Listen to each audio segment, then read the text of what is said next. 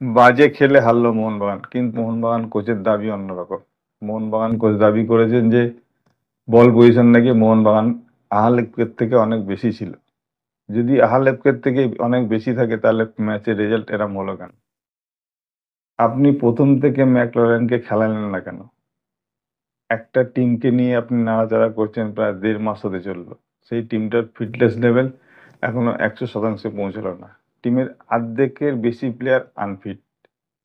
যেমন Jimmy McLaren, Dimitri Petratos, Robson Robinho, Subhasish Bose, Mehtab Singh. এই টিমের প্রথম 11ই যদি আপনি সেট না করতে পারেন তাহলে আপনার এই টিমের কোচের দায়িত্বে থাকা উচিত না।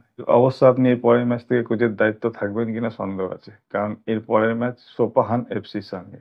একটা ৩ কোটি টাকার টিম এসে একটা ৬৩ কোটি টাকার টিমকে হারিয়ে দিয়ে চলে যায়, তাহলে আপনি ১২১ কোটি টাকার টিমের সাথে কিভাবে লড়াই করবেন, তাও আবার আওয়ে ম্যাচ। আপনি এখনো ডিফেন্স লাইনে ঠিক সেট করতে পারেননি। যে রাইট ব্যাকের পজিশন থেকে প্রত্যেকবার মোহনবাগান গোল খাচ্ছে সেই প্লেয়ারটাকে ক্রমাগত আপনি ম্যাচ খেলে যাচ্ছেন। আশিস রায় টিমের একটা বোঝা। আপনি যে আরো দুটো প্লেয়ার নামিয়েছিলেন, অভিষেক টেকচাঁদ সিং আর কিয়ান নাসিরি, এরা শারীরিক দিক থেকে সক্ষম নয়। শারীরিক দিক দিয়ে তো পেরে উঠছিল না। সোপাহান এফসি টিমটা মোহনবাগানকে এক প্রকার মাটি ধরিয়ে চলে গেল। আপনি সাংবাদিক সম্মেলনে এসে অন্যরকম কথা বলছেন। ম্যাচের শেষে দেখাও গেছে দিমিত্রি পেত্রাতসের সাথে আপনার বাগবিতণ্ডা হচ্ছে। দিমিত্রি পেত্রাতসকে আপনি 10 মিনিটের জন্য নামানোর প্রয়োজন মনে করলেন না, ফলে টিমটা তো হারবেই। এখনো আপনি টিমের ফার্স্ট 11 সেট করতে পারেননি যে টিমটা খেলবে। এতদিন ধরে তাহলে কি করছিলেন? এই টিমটার ফিটনেস লেভেল অবস্থা এরকম কেন? তাহলে ফিটনেস ট্রেনাররা কি করেন? সরকারি চাকরি করেন নাকি ৮০,০০০ মাইনে পায়? মিস্টার মরিন, আপনি জেনে রাখুন, এটা মোহনবাগান ক্লাব। এই ক্লাবের ঐতিহ্য অনেক বিশাল। মোহনবাগান টিমকে সাফল্য এনে দিতে হবে সর্বদিক দিয়ে। দেশের ট্রফি তো মোহনবাগান জিতবে, কিন্তু বিদেশি টিমের সাথে এত খারাপ ফলাফল করবে কেন?